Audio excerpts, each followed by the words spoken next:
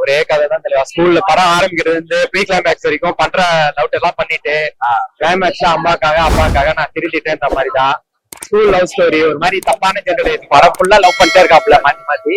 கடைசியில அவங்க அம்மா உடையாம போனோம்னா அவங்க அம்மாக்காக படிச்சு டாப் 10ல வந்துடுறாரு. அதெல்லாம் படம் இப்படி டெடிகேட்டட் டு ஆல் பேரண்ட்ஸ் போட்டு ஏமாத்தாப்புல. இது யூத் இல்ல, பல டெலிபோன் பூத்து தான் இது.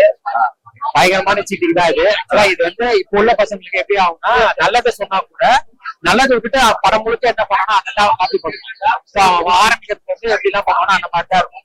லவ் பண்றதுதான் கெத்து மாஸ் அப்படின்ற மாதிரி தப்பான ஒரு மெசேஜ். டேரக்டர் அப்படி பண்ணிருக்காங்க. அதெல்லாம் டைரக்ஷன்லாம் ஓகே, ஆக்டிங் கூட ஓகே. ஒரு சில இடங்கள்ல அசுரன்ல பார்த்த மாதிரிலாம் இல்ல, ஓவர் ஆக்ட் பண்ண மாதிரிதான் இருக்கு.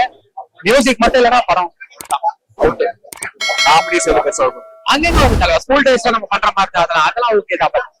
படமா பாக்குறப்ப எனக்கு பெருசா இருக்கும். ஆமா, மெசேஜா ஒரு தப்பான மெசேஜ் தான். நீங்க கடைசியில என்னதான் நீங்க சொன்னாலும் படம் முழுக்க நீங்க என்ன காட்டிட்டீங்களோ அதுதான் படம். எனக்கு பெருசா.